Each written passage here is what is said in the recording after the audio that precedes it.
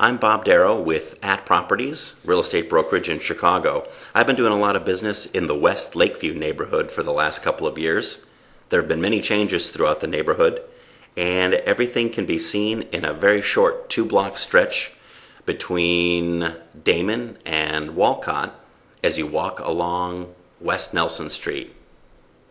Starting off at the corner of Damon and Nelson, across the street from Hamlin Park, you'll find 1949 West Nelson, a building containing 4 condominiums sitting on the site of an old 2-flat. The interesting thing about this property is that condominium buyers have chosen tricked-out condominiums that cost $100,000 more than the structure that originally sat on the site. Condominiums in this building now are right around the mid-$500,000 price point. At 1930 West Nelson, you've got a newer single-family home, but not one of the newest. What's interesting about these homes are that this is built in the time period when developers realized that the neighborhood was very popular, but were a little leery of homebuyers' willingness to pay over $1 million for a new house. This house has a brick facade, but vinyl siding down the sides of the house and frame construction. When it was originally built 2 years ago, it was in the mid-$800,000 and then recently closed for $910,000 on a resale. Here at 1924 West Nelson and 1920 West Nelson, we've got 2 homes of the same era, which I would peg at about the early 1900s. Both of these homes were renovated during the 1970s or the 1980s. Today's homebuyers, though, when they come into the neighborhood, want to find homes that contain larger square footage, and they're not as responsive to the 1980s era kitchens and bathrooms. And sometimes these floor plans contain defects such as low ceilings and short bathrooms. In the neighborhood, for this particular price point, mid-$500,000 to the mid-$600,000, you can find townhomes that contain up to 2,400 square feet for the same price. At 1924 West Nelson, this property is currently under contract, not as fixed up. It is awaiting demolition. At 1920 West Nelson, for $635,000, it contained just enough upgrades to escape its fate with the wrecking ball this year. 1918 West Nelson is the latest and greatest style of house available in the neighborhood. This is a big house. It also contains all the latest features and amenities and the latest and greatest floor plan. Developers have decided that home buyers in this neighborhood are willing to pay a premium for the neighborhood, and they want all the bells and whistles. This house was listed for $1,399,000 and closed for $1,355,000. If you look slightly to the left, you can see an exact replica of the house that was standing on the site of this property 1 year ago. You'll notice that that property was a 1.5-story frame farmhouse listed for $500,000 and sold for $480,000.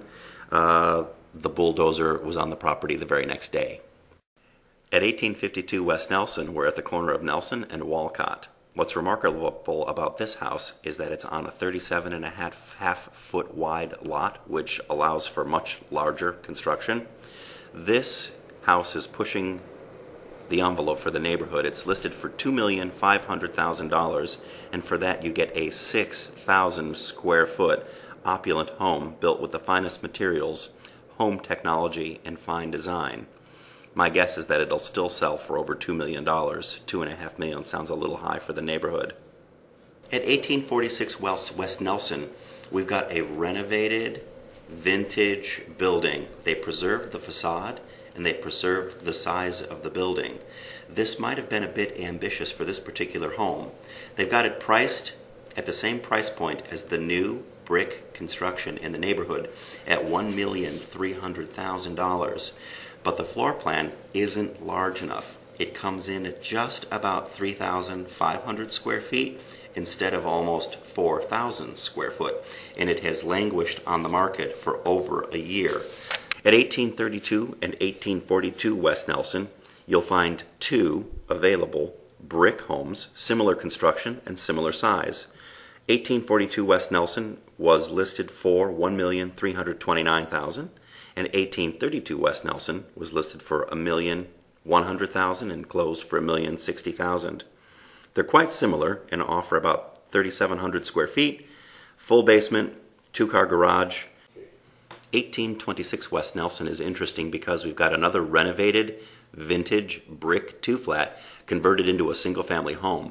But finally we found one that's priced appropriately, listed for $750,000 and closed for $735,000. You get a $600,000 lot with a $135,000 house of modest size and modest features. On West Nelson, directly across the street from the multi-million-dollar brick single-family homes, we're on the south side of the street. You'll find 5 vintage single-family homes occupied by neighborhood longtime residents. These homes are just awaiting their date with the new developer, and each should be purchased for somewhere around $600,000. And I can't wait to see what the developers propose to put up on these parcels, pushing the boundaries of the neighborhood farther and farther still. Here Nelson ends at Honore. Honore is interesting because it backs up to the Ravenswood Metra train tracks. Honore used to be populated by one factory down at Belmont, and then workmen's cottages the rest of the way, all the way down to Oakdale. Small homes, 1.5 stories, barely 1,500 square feet. You could purchase lots for close to $100,000 10 years ago, $200,000 5 years ago, $300,000 a year and a half ago, and now they're approaching $400,000 to $500,000. At the corner of Belmont and Honore, you'll find luxurious new townhomes, over $600,000. There's a collection of new, what I can only call workmen's cottages, although they are tricked out with the latest features and amenities and a halfway decent floor plan, trading at the $800,000 price point. The workmen's cottages still stand with old-time neighborhood residents, and mixing it up with the old neighborhood residents are 6 new construction single-family homes where the architects have figured out how to add a garage that you can come into from the front rather than having to have an alley in the rear, because there is no alley in the rear. There's no way to get access to the back of the property. At the corner of Honore and Wellington, a developer has acquired 4 lots and is building 2 massive single-family homes, and we expect those to crest the $2 million price point. Well, thanks for joining me on the walk around in West Lakeview, a neighborhood where we've got residents moving in from other parts of the city and all parts of the world. Residents have been choosing the West Lakeview neighborhood for the last couple of years after it's been overlooked probably for the last 50 years as popularity has increased in neighborhoods like Roscoe Village, slightly to the north, and St. Ben's, a little bit further north than that. Here in West Lakeview, you've got access to wonderful parks, great playlots, not bad schools, and improving every year. You've also got convenience to transportation.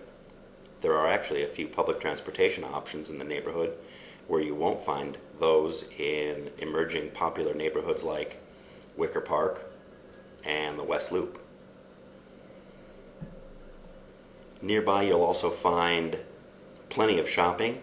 The resurgence of West Belmont is absolutely amazing, with new boutiques, huge new stores, the resurgence and renovation of the large malls just west of this neighborhood on Western Avenue at Roscoe, and the decline in popularity of the used car lots on West Western or Northwestern, and the opening of upscale stores and new condominiums on Northwestern. All in all, it adds up to a great neighborhood that's exploding in popularity. Bob, I want to thank you for the tour. It's been really informative, and especially grateful to you for taking out the time to do this with us. Anytime.